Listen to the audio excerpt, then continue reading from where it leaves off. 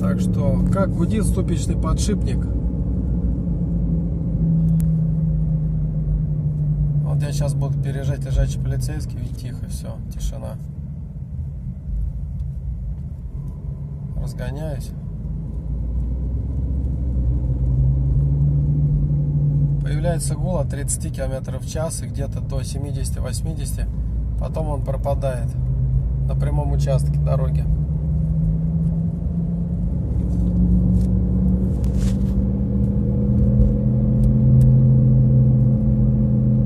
Вот так гудит ступичный подшипник.